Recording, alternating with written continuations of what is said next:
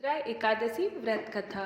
धर्मराज युधिष्ठिर कहने लगे कि हे भगवान, अश्विन कृष्ण एकादशी का क्या नाम है, इसकी विधि तथा फल क्या है, सो कृपा करके कहिए।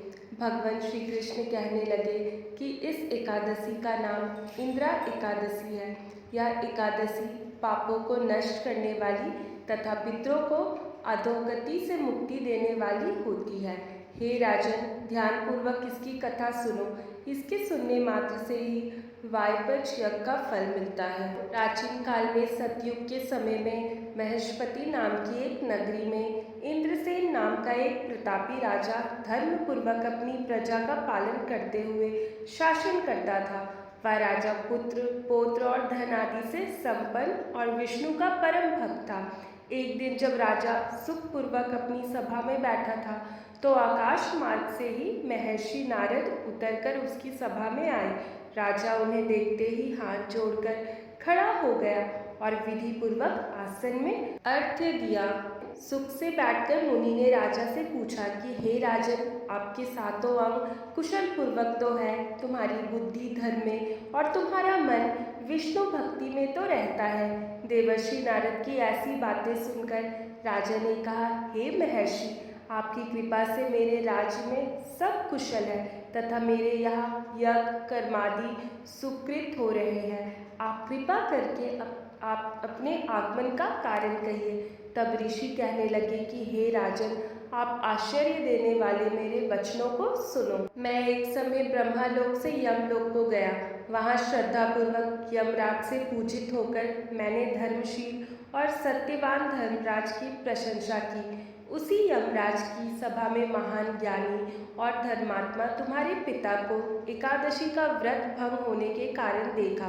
उन्होंने संदेशा दिया, सो मैं तुम्हें कहता हूँ। उन्होंने कहा कि पूर्व जन्म में मैं कोई विघ्न हो जाने के कारण मैं यमराज के निकट रह रहा हूँ। सो है पुत्र, यदि तुम अश्विन कृष्णा इंदिरा एकादशी का व्रत मेरे निमित्त करो तो मुझे स्वर्ग की प्राप्ति हो सकती है।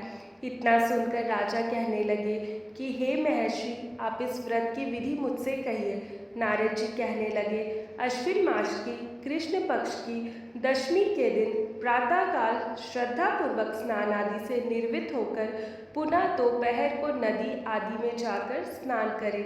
फिर श्रद्धापूर्वक पितरों को श्राद्ध करें और एक बार भोजन करें। प्रातःकाल होने पर एकादशी के दिन दातुन आदि करके स्नान करें। फिर व्रत के नियमों का भक्ति पूर्वक ग्रहण करता हुआ प्रतिज्ञा करें कि मैं आज संपूर्ण भोगों को त्याग कर निराहार एकादशी का व्रत करूँगी। हे अच्युत, हे पुंडरीकाक्ष, मैं आपकी शरण में हूँ, आप मेरी रक्षा कीजिए। इस प्रकार नियम पूर्वक शालिग्राम की मूर्ति के आगे विधि पूर्वक श्रद्धा करके योग्य ब्राह्मणों को फलाहार का भोजन कराए और दक्षिणा दे।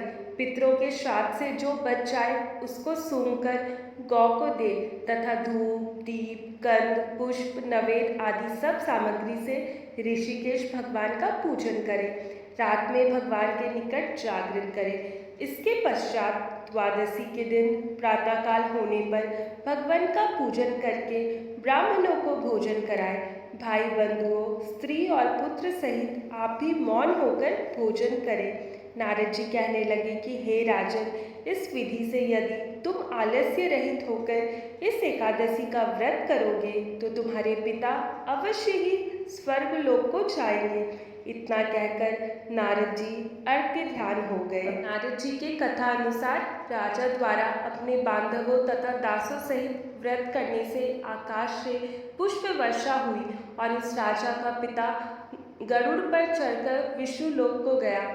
राजा इंद्रसेन भी एकादशी के व्रत के प्रभाव से निष्कंटक राज्य करके अंत में अपने पुत्र को सिंहासन पर बैठाकर स्वर्ग लोक को गया।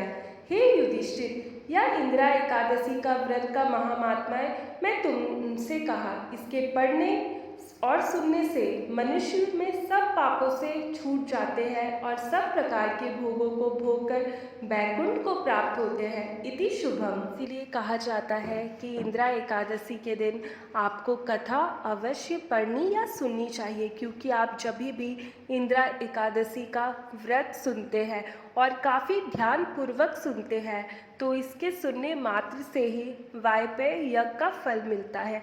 इसीलिए आपको जब भी समय मिले आप समय निकाल करके ध्यानपूर्वक आपको कथा सुननी चाहिए।